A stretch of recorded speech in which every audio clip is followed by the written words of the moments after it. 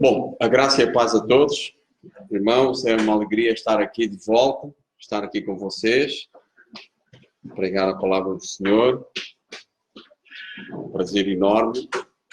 Nós ainda vamos ficar aqui até janeiro. Em janeiro a gente vai estar voltando para o Piauí. É só esperar a Karina voltar em dezembro e a família fica completa. Então nós passaremos um tempo juntos. A partir do terceiro fim de semana de dezembro já não vou estar fazendo visitas missionárias. Vamos estar só em família, em retiro familiar, e depois então nós voltaremos e o Dário vai continuar aqui convosco. Vocês vão ter notícias nossas, certamente, através do Dário. Mas, como eu disse, é uma alegria muito grande, um privilégio enorme estar aqui a pregar a palavra do Senhor, a expor a palavra do Senhor, para que ela venha edificar nossas vidas e glorificar o nome do Senhor. Amém, irmãos? Abram comigo em Gênesis, capítulo 22. Então, quando voltar, eu vou continuar a expor Gênesis lá no Bom Jardim, em Nazária, na congregação que o Senhor nos confiou. Eu tive que interromper por causa desta visita a Portugal, mas tenho o desejo no meu coração de continuar a expor Gênesis entre os irmãos. Gênesis capítulo 22, vamos ler até o versículo 19.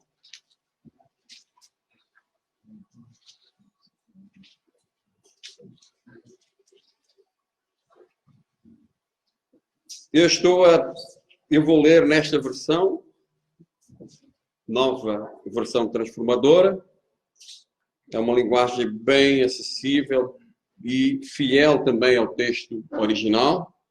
Diz assim o texto bíblico: algum tempo depois, Deus pôs Abraão à prova. Abraão, Deus chamou. Sim, respondeu Abraão, aqui estou. Deus disse: tome seu filho, seu único filho Isaque, a quem você tanto ama, e vá à terra de Moriá. Lá, em um dos montes que eu lhe mostrarei, ofereça-o como holocausto. Na manhã seguinte, Abraão se levantou cedo e preparou o seu jumento. Levou consigo 2 de seus servos e seu filho Isaque. Cortou lenha para o fogo do holocausto e partiu para o lugar que Deus tinha indicado. No terceiro dia da viagem, Abraão levantou os olhos e viu o lugar de longe. Fiquem aqui com o jumento, disse ele aos servos. O rapaz e eu iremos mais adiante. Vamos adorar e depois voltaremos. Abraão pôs a lenha para o holocausto nos ombros de Isaque e ele próprio levou o fogo e a faca. Enquanto os dois caminhavam juntos, Isaque se virou para Abraão e disse: Pai? Sim, meu filho, respondeu Abraão. Temos fogo e lenha, disse Isaque. Mas onde está o cordeiro para o holocausto? Deus providenciará o cordeiro para o holocausto, meu filho, respondeu Abraão. E continuaram a caminhar juntos. Quando chegaram ao lugar que Deus havia indicado, Abraão construiu um altar e arrumou a lenha sobre ele. Em seguida, amarrou seu filho Isaque e o colocou no altar sobre a lenha. Então, pegou a faca para sacrificar o filho. Nesse momento, o anjo do Senhor o chamou do céu. Abraão, Abraão. Aqui estou, respondeu Abraão. Não toque no rapaz, disse o anjo. Não lhe faça mal algum. Agora sei que você teme a Deus, de fato. Não me negou nem mesmo seu filho, seu único filho. Então Abraão levantou os olhos e viu um carneiro preso pelos chifres num arbusto. Pegou o carneiro e o ofereceu como holocausto em lugar do filho. Abraão chamou aquele lugar de Javé-Jiré. Até hoje as pessoas usam esse nome como provérbio. No monte do Senhor se providenciará. Então o anjo do Senhor chamou Abraão novamente do céu. Assim diz o Senhor: uma vez que você me obedeceu e não me negou nem mesmo seu filho, seu único filho. Juro pelo meu nome que certamente o abençoarei. Multiplicarei grandemente seus descendentes e eles serão como as estrelas do céu e a areia na beira do mar. Seus descendentes conquistarão as cidades de seus inimigos e por meio deles todas as nações da terra serão abençoadas. Tudo isso porque você me obedeceu. Então voltaram até onde estavam os servos e partiram para Bérseba, onde Abraão continuou a morar. Amém? Vamos orar. Paizinho querido, louvado seja o teu santo nome. Só tu e somente tu és digno de toda a honra, toda a glória, todo o louvor e toda a gratidão e toda a adoração. Pai, eis que a tua palavra foi aqui lida e escutada atentamente por cada um de nós. Eu peço ao Senhor que o Senhor possa iluminar a minha mente e a dos meus irmãos aqui presentes, Senhor, para que juntos possamos entender a tua palavra. Sim, ó Pai. E entendendo a tua palavra, possamos aplicá-la em nossas vidas. E que seja para a honra e glória do teu nome. Eu oro no nome de Jesus. Amém. Bom, entender um pouco o contexto deste sacrifício que todos nós conhecemos, é um texto clássico. Nós ficamos imaginando que isto, se fosse connosco, principalmente os pais, fazer uma coisa destas, é impensável. A gente fica imaginando que isto é lá para a cultura daquele tempo, é algo que aconteceu naquele tempo, jamais alguém imaginaria sacrificar o seu próprio filho, o seu único filho. Para nós não faz muito sentido. E será que fazia sentido para Abraão? Será que fazia sentido para aquele homem de Deus? Será que Deus realmente tinha a intenção de que Abraão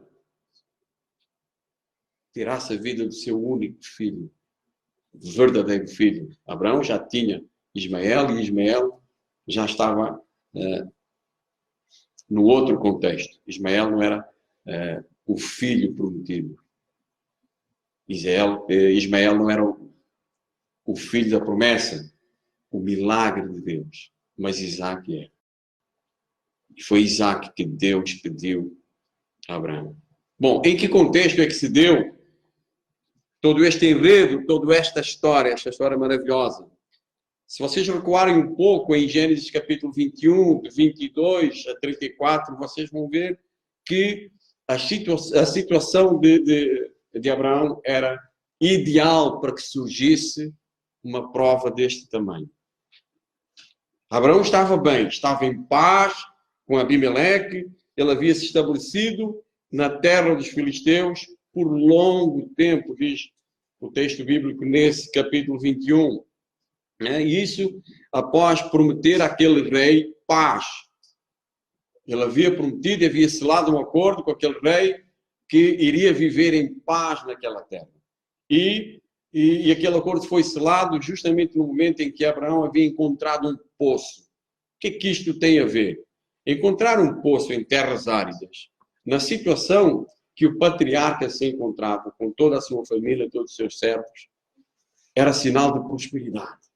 Deus é conosco, não estou em guerra com ninguém aqui à minha volta e ainda tenho um poço para prosperar nesta terra. E era nesse contexto de prosperidade e tudo mais, e Abraão já tinha Isaac, o filho da promessa, o filho da velhice, o milagre de Deus, e Isaac já havia sido desmamado, e Isaac já era um rapaz, não era mais um menino, como muitas vezes se mostra aí nos filmes de desenhos animados, essa história, e até ultimamente vi um filme que fiquei assim, Isaac já era um rapazito, tudo bem, e acompanhou Abraão para o monte, o sacrifício, e depois mostra assim o Isaac um pouco diferente deste Isaac que temos aqui nas Escrituras.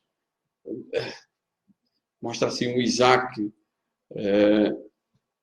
fracote, mostra assim um Abraão que obriga o filho a fazer o que fez, a ir para o sacrifício, amarra-o como se fosse um prisioneiro, Enfim, há ali um drama que nós não temos no texto bíblico, que mostra aí nesses filmes, principalmente nesse último que foi lançado, sobre a palavra de Deus, né? Desde Gênesis até o Apocalipse. E depois esta cena aí não achei muito interessante. Para quem já viu este filme, esta cena, atente ao texto bíblico. O texto bíblico é que nos vai trazer a realidade do que esses filmes mostram por aí.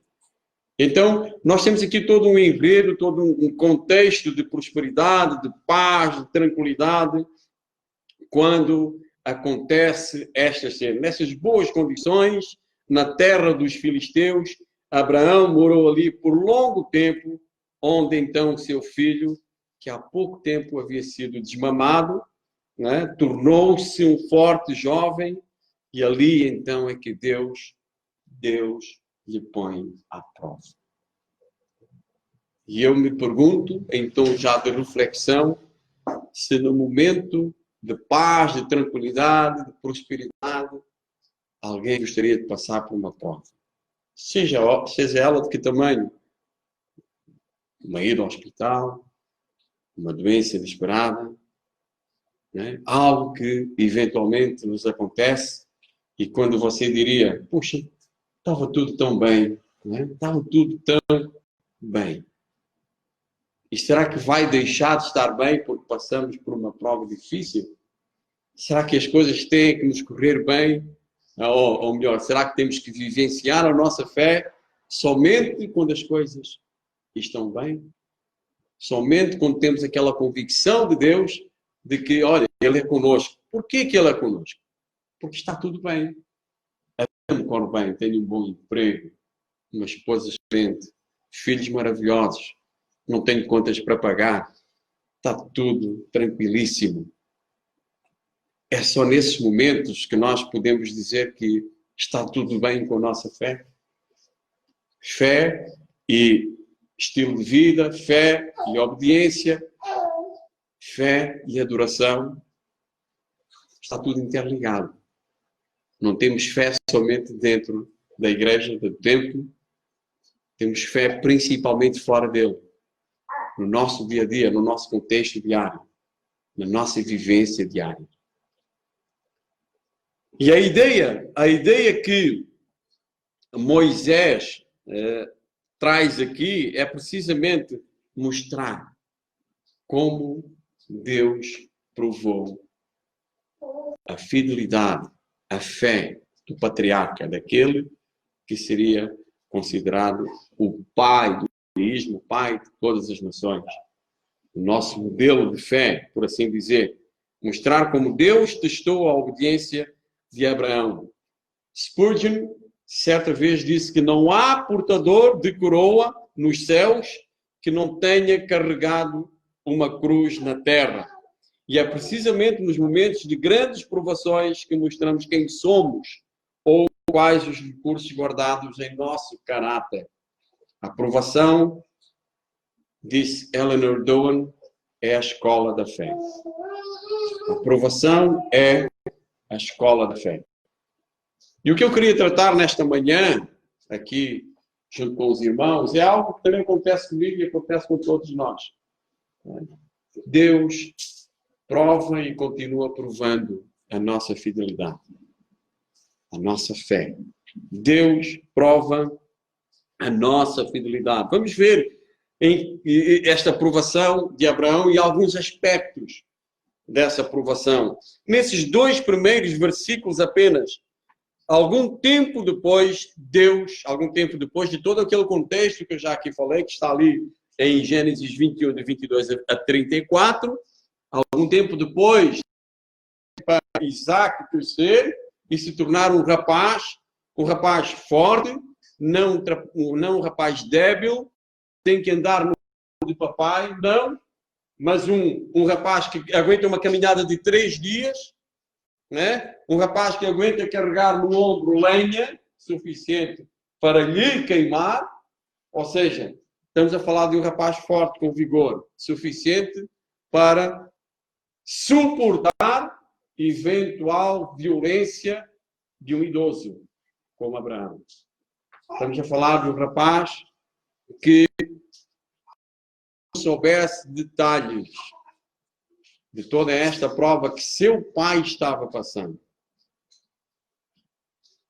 Ele foi em frente. Ele foi em frente. Então, alguns aspectos, algum tempo depois, Deus pôs então Abraão à prova. Abraão, Deus chamou. Sim, respondeu Abraão, aqui estou. Aqui estou. Então, passado algum tempo, Deus põe então à prova este servo. E Moisés registra nestas breves linhas a maior provação que Abraão passou. A maior provação. E Deus foi direto. Deus não ficou ali com enrolação junto de Abraão, com algum diálogo, alguma argumentação. Não, Deus foi direto. Vejam o versículo 2. Deus disse, tome seu filho, seu único filho Isaque. E um detalhe, a quem você tanto ama. Deus estava presente no cotidiano daquela família. Deus viu em atitudes do pai o amor que ele tinha por aquele filho. Vejam a situação. Abraão já amava Ismael. E quando Ismael tem que ir embora, aquilo lhe custou, aquilo lhe pesou o coração. Então Abraão, quando nasce o seu filho Isaque, filho da promessa, quando Abraão vê o concretizar de uma promessa que Deus havia incutido em sua mente, em seu coração, por um período longo, Abraão começa a pôr em prática este amor para com o seu filho, com a promessa, o filho da promessa. Então, veja que Deus soube desde o início quanto este homem amava este filho. E é por isso que ele deixa aqui claro, neste versículo 2, a quem você tanto ama. A quem você tanto ama. Deus, então, põe o seu servo Abraão à prova e vai direto, então, aos detalhes. Sacrifique-o ali como oferta queimada, no holocausto. Isaque já era um rapaz, diz o verso 5, ele já é aqui tratado como rapaz. Fiquem aqui com os medos, disse ele ao servo, o rapaz e eu iremos mais adiante. E ele tinha então este vigor suficiente para longas caminhadas, podia carregar peso nos ombros, ou seja, ele já tinha condições físicas e mentais para se defender ou até se opor a uma eventual ou provável agressividade do pai. E não fazia sentido sequer Isaque pensar que seu pai iria ser agressivo para com ele, porque havia demonstrações de amor de Abraão para com seu filho. Isso constatado pelo próprio Deus, a quem você tanto ama. Era um amor prático, não era o amor daquele melancólico. Oh, filho, eu te amo, eu te amo, eu te amo. Mas era um pai que punha em prática o amor para com o seu filho. Então, não temos razões para pensar que Isaque podia até ser agressivo para com o pai. Tu queres me matar? Que esta faca é para mim? Não temos razões, o texto não nos deixa sequer imaginar um cenário deste, como os filmes por vezes mostram e nos levam a enganos. Não é? Então, o que é que podemos tirar mais de alguns aspectos aqui desta aprovação? A aprovação surgiu no momento pacífico e próspero de Abraão, pois Deus era com ele em tudo o que ele fazia, diz o verso 22 no capítulo 21. Quando nós entendemos, meus caros irmãos, que Deus é em tudo para conosco, em tudo que nós fazemos, em todos os detalhes, Abraão e Sara estavam a experimentar a providência de Deus. E Grave isso na sua consciência, no seu coração, e aqueles que gostam de escrever. A palavra-chave deste texto hoje é justamente a providência de Deus. O Deus provedor em todos os momentos. A providência de Deus. Essa é a palavra-chave. E é a palavra-chave porque o próprio texto nos indica isto. Foi esse o nome que Abraão pôs àquele monte. Deus provedor. Então guardem isto enquanto a gente expõe o texto. A providência de Deus. Então a aprovação também foi necessária para que Abraão entendesse que fé, obediência e sacrifício de amor devem andar juntos na nossa relação com Deus. Fé, obediência e sacrifício de amor devem andar juntos. A quem Abraão amava mais? A Deus sobre todas as coisas? Ou ao seu único filho, Isaque, conforme diz o texto, a quem ele tanto amava? A aprovação também é um aspecto que nós vamos entender mais lá na frente. Era uma pré-figura do amor de Deus pelo pecador, por quem ele se sacrificou entregando o seu unigênito filho para morrer em nosso lugar. Era uma pré-figura. Então aqui já vamos começar a entender um pouco, com alguma clareza, o amor do Pai para conosco, sacrificando Jesus Cristo em nosso lugar. Dos versos 3 até aos versos 10, até ao versículo 10, temos aqui então a obediência pronta e imediata de Abraão, sem argumentação. Sem argumentação. É impressionante. Outrora vimos, por exemplo, quando Deus se dispõe a acabar com Sodoma e Gomorra, Abraão esteve lá argumentando com Deus. Tu eras capaz de fazer isto se tivesse não sei quantos justos, e mais, e mais, e mais, e mais. Aqui nós não vemos Abraão argumentando, quando o próprio filho estava prestes a ser sacrificado. É impressionante, eu fico impressionado. Mas Abraão, por que Abraão não argumenta com Deus? Deus, tu vais-me tirar o filho, acabaste de me dar o filho, curti agora as delícias do amor com ele, e agora vais-me tirar. Como é que ficam as tuas promessas? Aquelas promessas que tanto fizeste, como é que eu vou ter descendência? Se o único filho que me dás, fruto das minhas delícias, agora vais-me tirar. Eu argumentaria, mas eu me conheço. Eu sei das minhas fraquezas. E Abraão, nós não temos aqui Moisés registrando argumentação alguma. Apenas que Abraão se levanta cedo e começa a preparar-se para a adoração.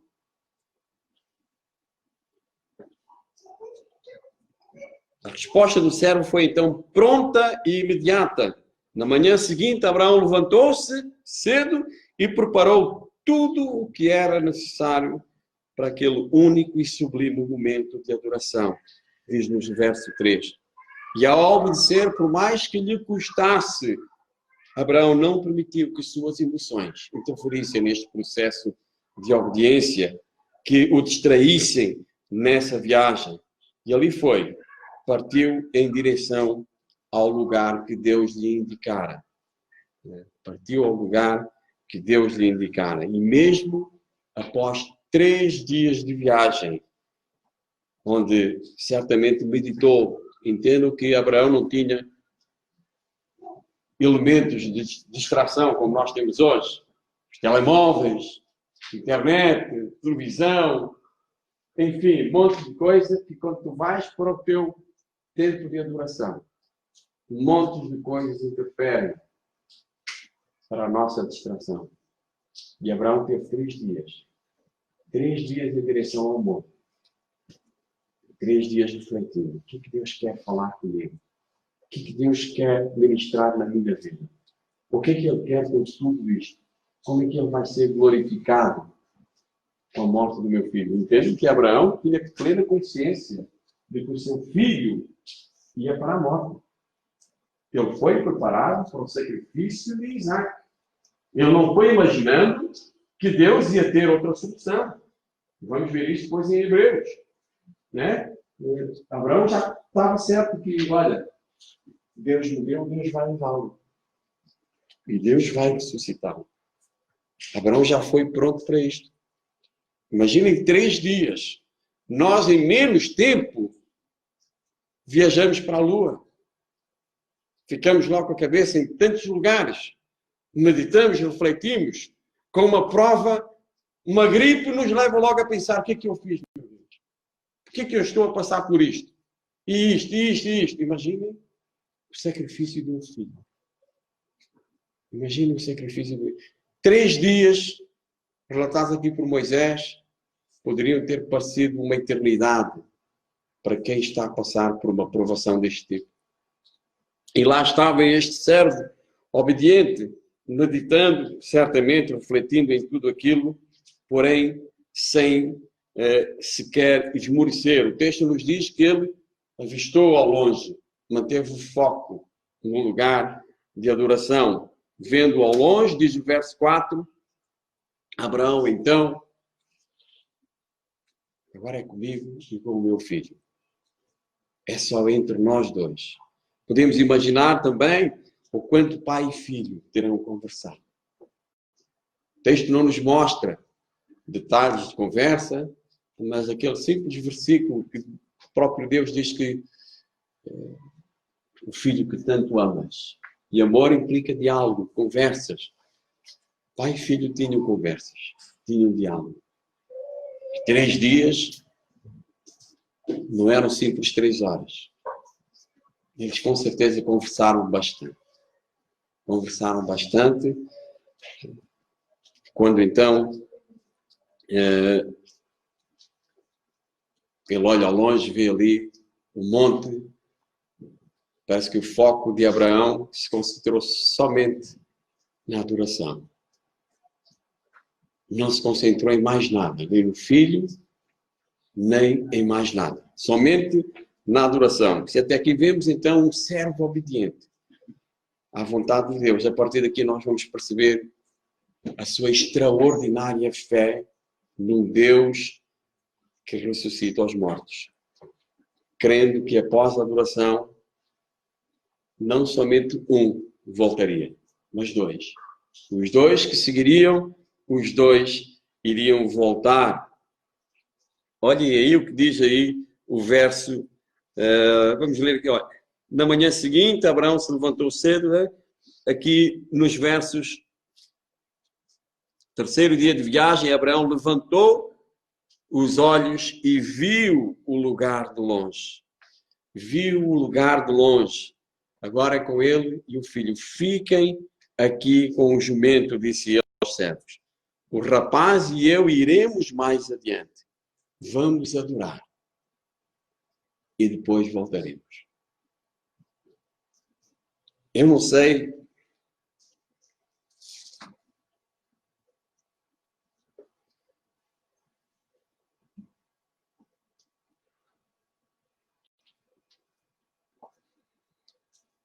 a gente não consegue entender o que estava na cabeça deste patriarca.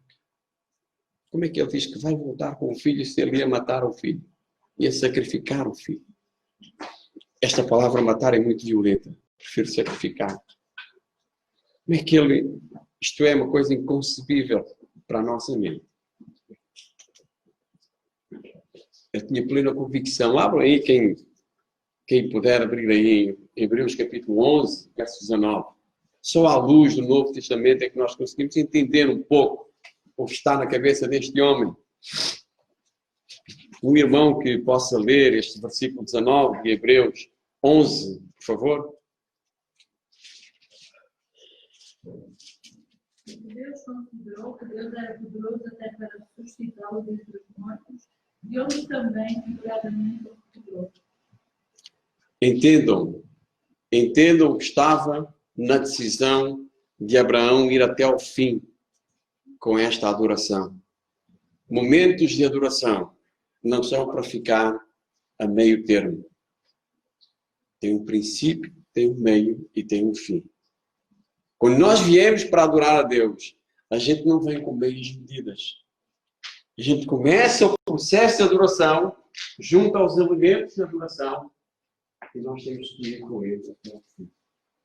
A nossa fé não é de meias medidas. A nossa fé, ela é uma fé de convicções e certezas. E Abraão tinha a certeza absoluta.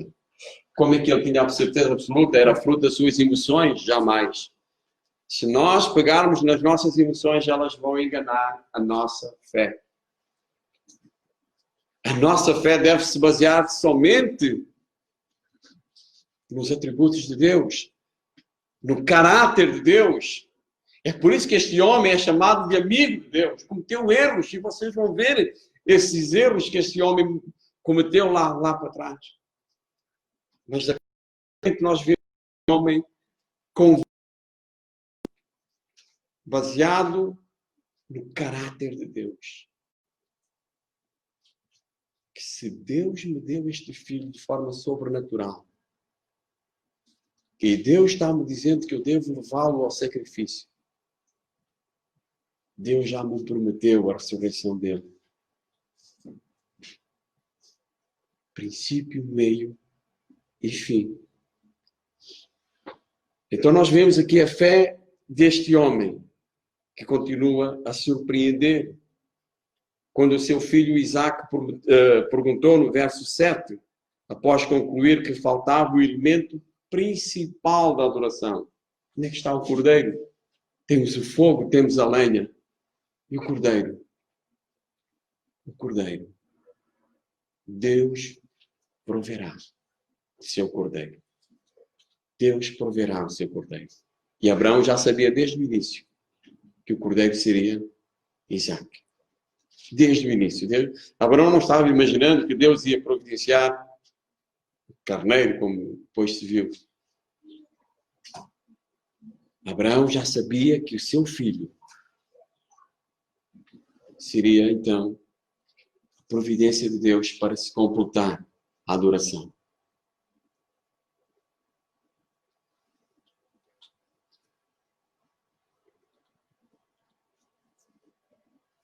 Para o servo Abraão, o nascimento de Isaac foi providência de Deus. O sacrifício de Isaac era a providência de Deus. E a ressurreição de Isaac seria também a providência de Deus. Deus sempre foi o centro da fé deste homem. É certo que a gente se concentre na narrativa, e a narrativa nos mostra, Moisés assim o quis, era esta a ideia que estava em Moisés, quando descreve a narrativa, era mostrar para aqueles seus leitores, para aqueles seus ouvintes, os judeus, que eles entendessem a origem do seu povo aqui, digamos, da sua nação, em Abraão. Então, Moisés estava mais preocupado em Abraão, como aquele que obedeceu, como aquele que foi até ao fim. Mas o texto nos mostra o Isaac. Não podemos desprezar este elemento da adoração, Isaac. Pensando em Isaac, é digno de anotar também a sua fiel obediência ao pai. Isaac não foi aquele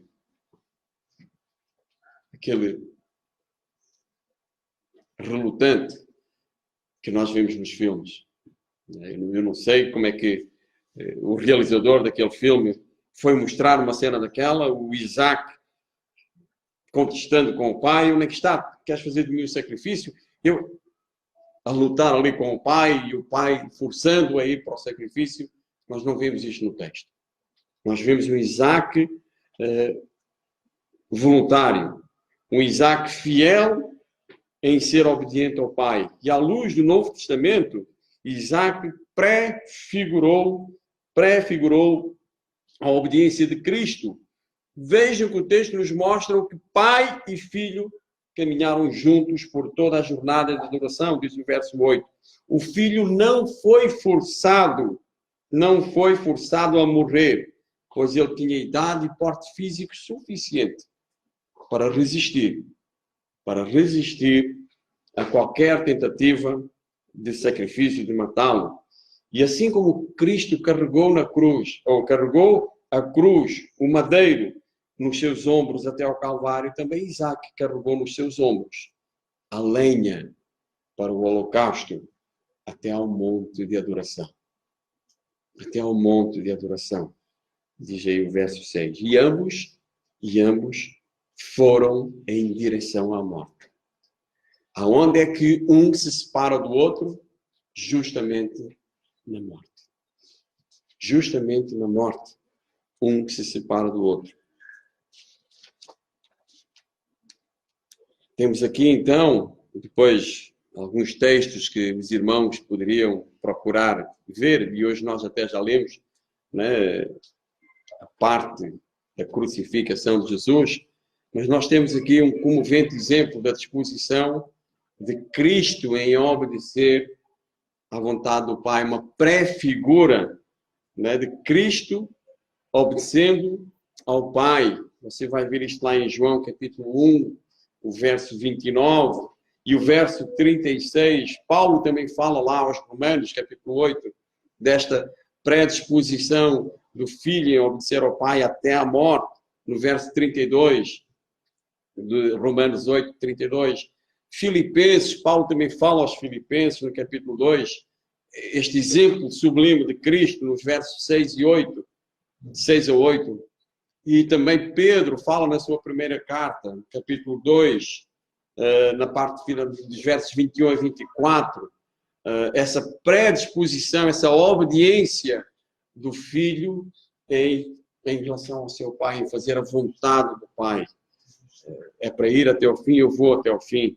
E voltando então a este personagem, Abraão, descrito por Moisés, voltando então a Abraão, após preparar tudo para o holocausto, Abraão agiu conforme a sua convicção e a confiança de que Deus então iria ressuscitar Isaac dos mortos.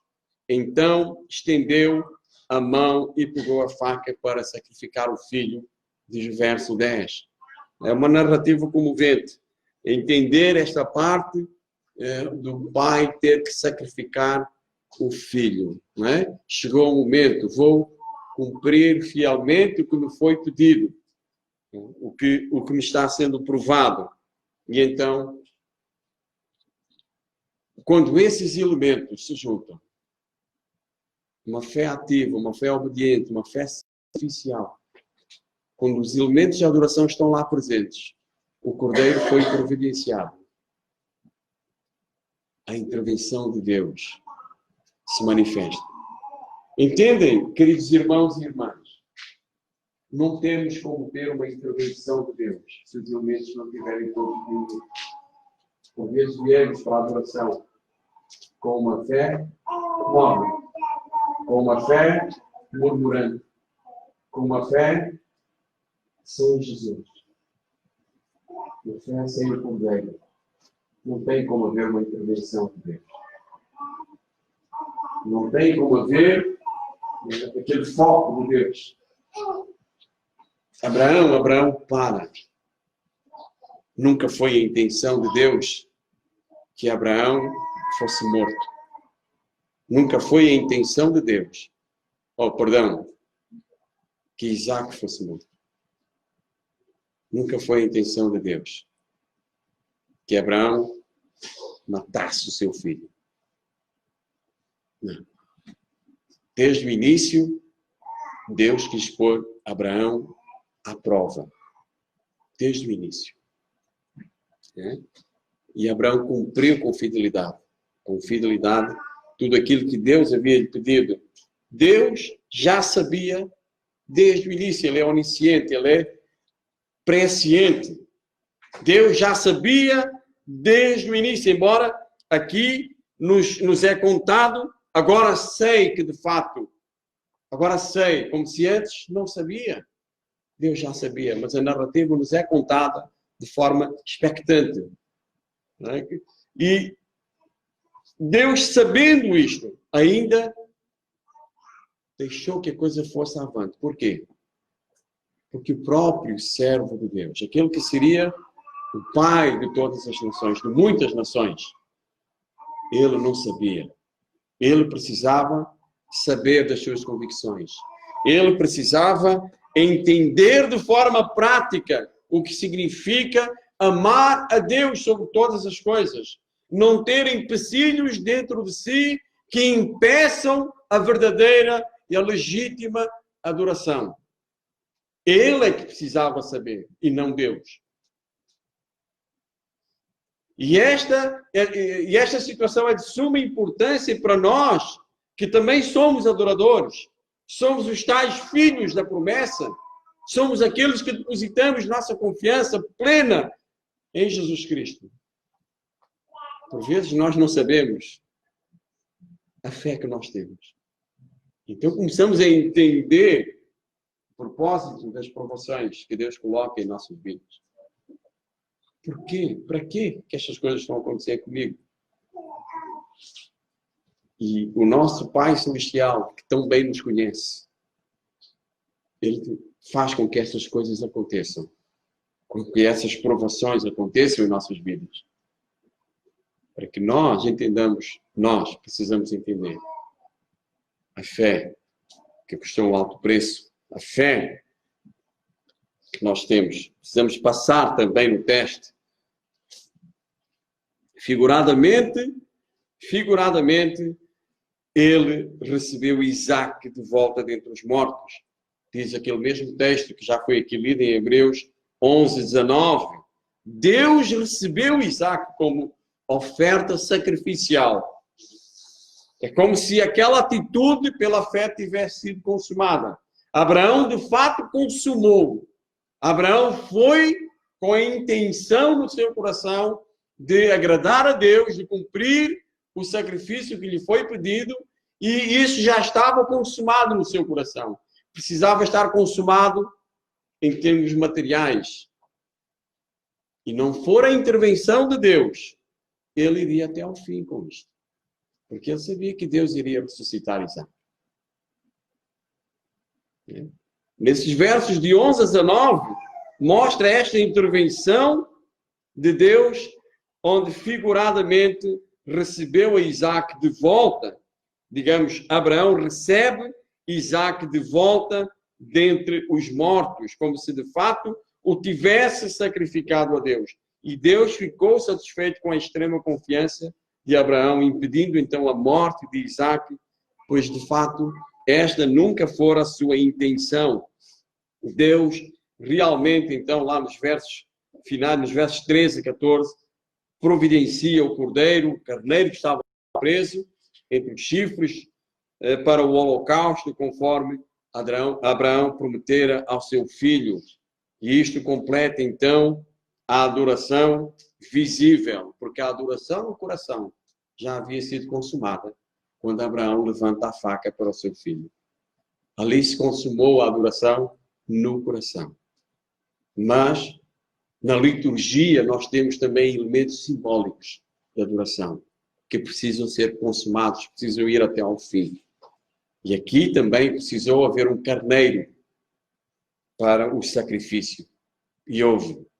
E Abraão, então, se satisfez para que o seu filho também visse todos os elementos exteriores se consumarem naquele momento de adoração. Deus honrou o seu servo pelo que fez, reforçando a promessa de uma grande descendência, de que ele seria bênção para todos os povos. Temos aí nos versos de 15 a 18. Tudo isto por uma simples promessa. Para Abraão já estava tudo consumado. Com promessa ou não, ele se satisfez em Deus. Ele se satisfez em fazer a vontade do Pai. E a promessa veio, a promessa apenas lhe fortaleceu mais espiritualmente. É bom esclarecer aqui alguns detalhes. Não era novidade naqueles tempos sacrifícios de seres humanos, principalmente dos primeiros filhos. Naqueles tempos antigos, certas culturas pagãs promoviam o sacrifício de seres humanos a falsos deuses, que, na verdade, não eram outra coisa senão demónios. Demónios irados que amedrontavam esses povos, levando-os a tais práticas. não era o caso de Abraão. Não era o caso de Abraão.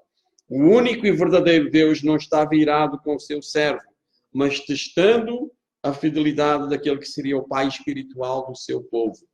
O pai espiritual do seu povo. Abraão precisava saber até onde estava disposto a ir por amor a esse Deus. Por amor a esse Deus. Assim, todos os seus descendentes e filhos espirituais teriam Abraão como modelo de fé e obediência ao se relacionar com Deus. Ao se relacionar com Deus. Né? O próprio Deus estava ilustrando com esta situação o que ele mesmo faria com o seu unigênito Filho Jesus Cristo, por amor a si mesmo e por amor ao pecador. Então não se trata aqui de uma imitação de povos pagãos, mas de uma atitude de pura adoração, de pura satisfação em Deus, de pura fé naquele que uma vez me deu o meu filho. Quer me tirar, mudará de volta. Isto não existia nos povos pagãos. Este tipo de fé não existia nos povos pagãos. Vi recentemente, na cultura da Índia, dos meus pais, aquela mãe a amamentar um bezerro. O bezerro perdeu a mãe, a vaca, e eles, como têm esta coisa de adorar animais, dizia ela para o repórter: "Por que você faz isso? 4 vezes ao dia."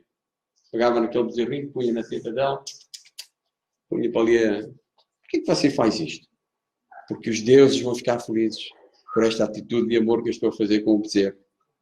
É isso que os povos pagãos fazem. Querem agradar aos deuses com essas atitudes.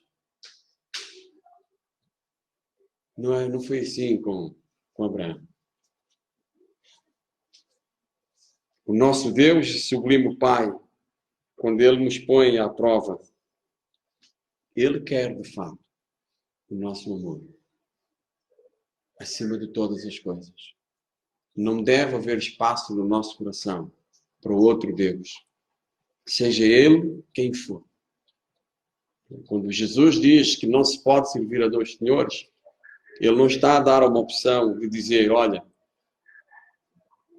não se deve, é que não se pode mesmo. No nosso coração não cabe 2 deuses, 3, 4, só cabe um. Se temos outros deuses dentro de nós, não tem como haver o Deus Supremo. E é isso que Ele faz, põe à prova a nossa fé, como agente purificador, como agente que vai ali queimar, que vai ali trazer as impurezas para fora, para nos mostrar o que deve ser retirado e o que deve ficar. Deus deve ficar plenamente, de forma cheia, em nossa vida, em nosso coração. Até onde nós estamos dispostos a obedecer por amor a Deus. Como é que nós nos sairíamos se tivéssemos que passar por prova semelhante? Não é? Aonde é que nós conseguimos perceber que Deus está nos testando em momentos como este? Eu não sei que momentos vocês estarão passando. Eu não sei que tipo de prova, que tipo de teste Deus está fazendo você passar. É preciso que você perceba. As provas passam à nossa volta e nós perdemos uma oportunidade de crescermos espiritualmente. Perdemos uma oportunidade de estarmos mais próximos na nossa relação com Deus, porque achamos que são situações circunstanciais. Mas não são momentos circunstanciais, são momentos de prova, momentos de teste, o que nós precisamos oferecer sacrificialmente a Deus. Eu digo sacrificialmente porque nos custa tirar do nosso coração, onde criamos raízes profundas com nossas decisões más, em ter deuses dentro de nós, em ter ídolos dentro de nós. Calvino já dizia que o nosso coração é uma fábrica de ídolos, constantemente a fabricar ídolos. É nós pedindo a Deus que os tire e o coração a fabricar. Né? O nosso coração é desesperadamente corrupto. Quem pode nele confiar? Mas Deus tem um amor tão profundo por nós, que nos faz passar por provas difíceis, por vezes, de suportar. Mas é mesmo a sua palavra que nos diz que Ele não nos manda provas sem nos mandar também a providência, nas minhas palavras, né? Além das nossas forças. Meus queridos irmãos, não tenhamos dúvida. Deus continua provando a nossa fidelidade, pois isso faz parte do processo purificador da nossa fé para aperfeiçoar o nosso caráter cristão. Irmãos, a forma correta de nos relacionarmos com Deus sempre foi e sempre será mediante uma fé ativa, uma fé que obedece e uma fé que age conforme a vontade de Deus e não conforme a nossa vontade. Temos padrões bíblicos de como é que a nossa fé deve ser posta no monte da adoração. Não é como eu quero ou como eu desejo, mas é como Deus quer que nós façamos. Outro aspecto que nós precisamos compreender, irmãos, é que a aprovação implica, sim, sacrifícios. Não damos sobras para Deus. Não damos aquilo que não queremos, mas aquilo que nós mais amamos. A nossa vida, por vezes.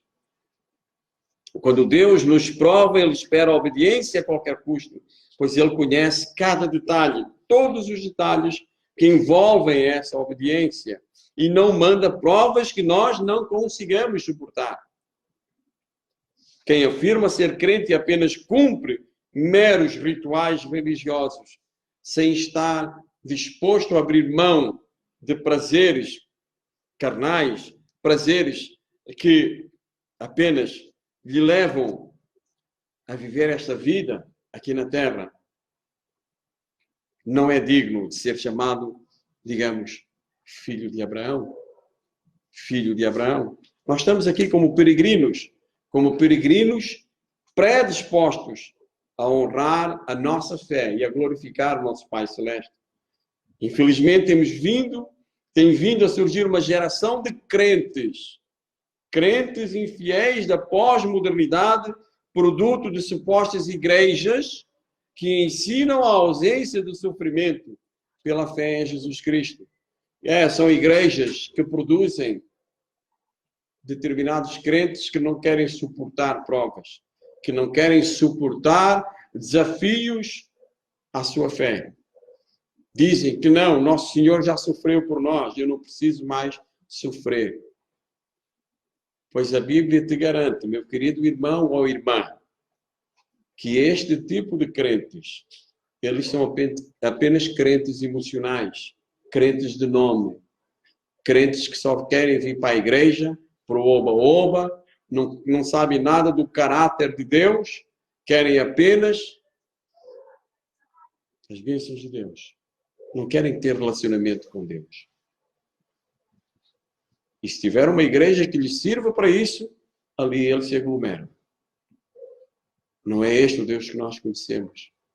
O Deus que nós conhecemos nos leva ao sofrimento. Paulo diz a Timóteo, aquele que quer ter uma vida de devoção, uma vida de piedade, aguarda o sofrimento.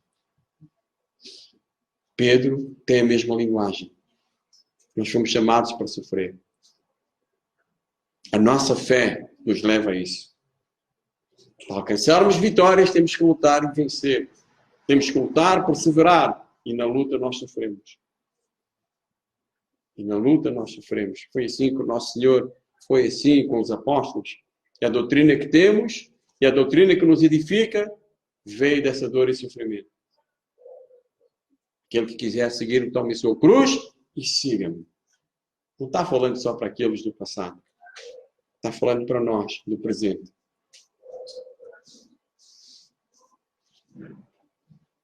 Irmãos, os crentes produzidos pelo Espírito Santo seguem este modelo, o modelo de Jesus Cristo e dos seus apóstolos, onde Deus é o centro de suas vidas. Nada deve atrapalhar o meu caminhar com Deus, nem mesmo a morte. As provações são fruto da vontade de Deus para me aproximar mais dele. Por isso, caro irmã e irmão, se estás a passar por algum momento da tua vida onde Deus está provando a tua fé, é bom que tu percebas esse momento. É bom que não deixes que esse momento passe sem que Deus edifique a tua vida com esse momento, sem que se complete esse processo de adoração.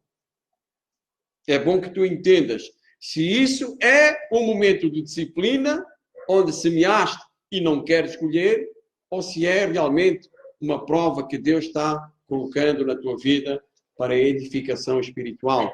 Não que a disciplina não te edifique, mas ela só te vai edificar se tu entenderes que Deus está te disciplinando, que não é o caso. Deus não está a disciplinar Abraão. Deus está pondo Abraão à prova. Mas é preciso que tu e eu entendamos o que está acontecendo com esta provação na minha vida. Semeei ou é Deus que está me pondo à prova? De um jeito ou do outro, temos um Pai Celestial que nos ama. De um jeito ou do outro, temos um Pai incrível que quer se relacionar conosco, que quer nos mostrar até onde a nossa fé pode chegar quando o nosso foco está em Cristo.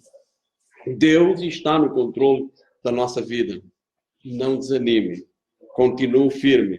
Continue firme, porque a desistência não é a opção para os filhos, e sim a perseverança. A perseverança, essa sim, faz parte dos filhos. Aquele que perseverar até ao fim será salvo, diz o nosso Senhor.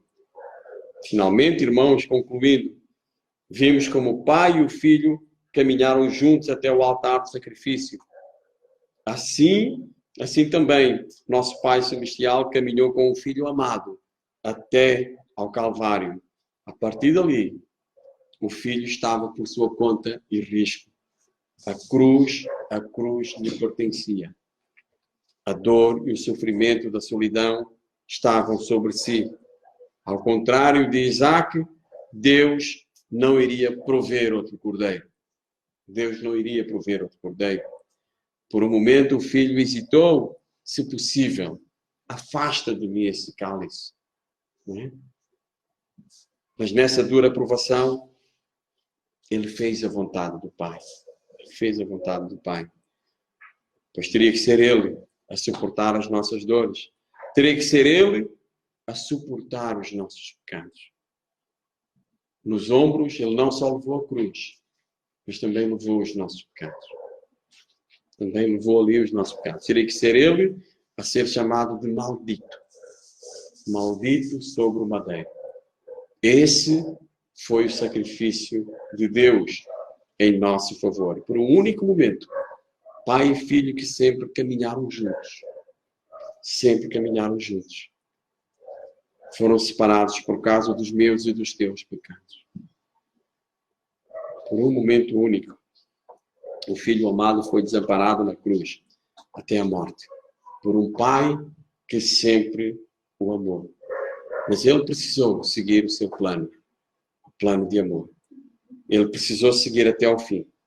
E após a morte, ao terceiro dia, a alegria então foi restaurada. Não apenas entre pai e filho, mas entre Deus e o pecador. Isso é motivo de um glória a Deus tremendo. É motivo de um aleluia tremendo. Por quê? Porque não é vã a nossa fé. Não é vã a minha e a tua fé. Porque Deus continua e vai ser sempre o centro da nossa adoração. Por isso, irmãos, em momentos de provações, lembrem-se da cruz. Lembrem-se de que não foi em vão que nosso Senhor sofreu. Não foi em vão que nosso Senhor suportou. Por isso, aguentemos firmes nessas provações, por mais duras e intensas que sejam. Porque em Cristo Jesus nós podemos suportá-las. Em Cristo Jesus nós podemos vencê-las. Deus nos dará alegria, então, de um novo amanhecer. Amém? Que Deus possa nos abençoar com a sua palavra. Vamos orar. Bendito Deus, querido e amado Pai, eu quero te agradecer, ó Deus, pela tua palavra. Eu te agradeço, ó Deus, por este sacrifício sublime e único em nosso favor.